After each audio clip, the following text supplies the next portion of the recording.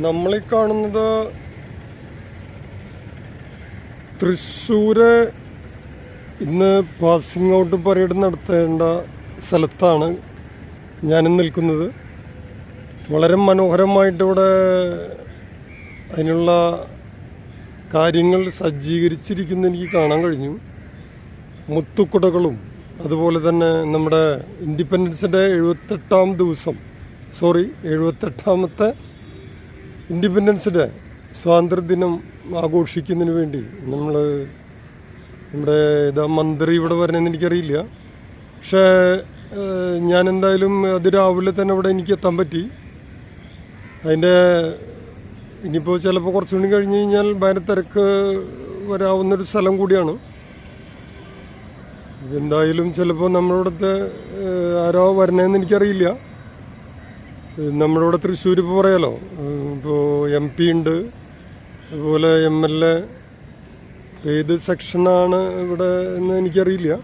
പക്ഷെ എങ്കിലും ഇവിടുത്തെ സജ്ജീകരണങ്ങൾ വളരെ മനോഹരമായിട്ടുണ്ട്. ഇനി ഇത് വഴിയാലെ തന്നെ നമ്മളെ അടുത്ത പ്രോഗ്രാം നമുക്ക് വീക്ഷിക്കാൻ പറ്റും എന്നുള്ള പ്രതീക്ഷയിലാണ്. ഇവിടെ ഇപ്പോൾ NCC കേഡറ്റുകളും അല്ലെങ്കിൽ ഇപ്പോൾ മിലിറ്ററി അല്ലെങ്കിൽ ഇപ്പോൾ നമ്മുടെ സായുധ സേന, പോലീസിൻ്റെ, അതുപോലെ തന്നെ മെഡലുകൾ, അർഹതപ്പെട്ടവർക്ക് മെഡലുകൾ കൊടുക്കുക, അങ്ങനെയുള്ള കാര്യങ്ങളാണ് ഇനി ഇവിടെ ഈ സ്റ്റേജിൽ നടക്കാൻ പോകുന്നത്. വളരെ വിപുലമായ രീതിയിൽ തന്നെ ഇവിടെ കാണാൻ നമുക്ക് സാധിക്കും.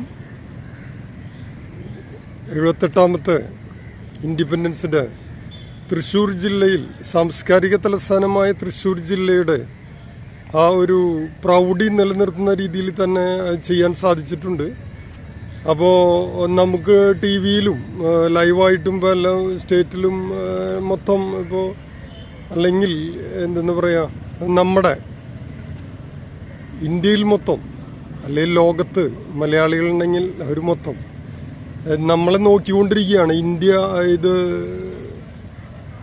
രീതിയിലാണ് മുന്നോട്ട് പോകുന്നത്, ഇന്ത്യ എന്താണ് ചെയ്യുന്നത്, ഇന്ത്യയെ ഫോളോ ചെയ്തുകൊണ്ടിരിക്കുകയാണ് മറ്റെല്ലാ രാജ്യങ്ങളും.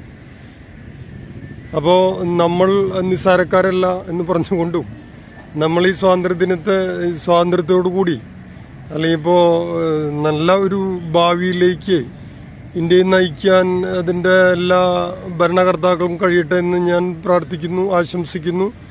അപ്പോൾ okay, good morning, Solomon Adat.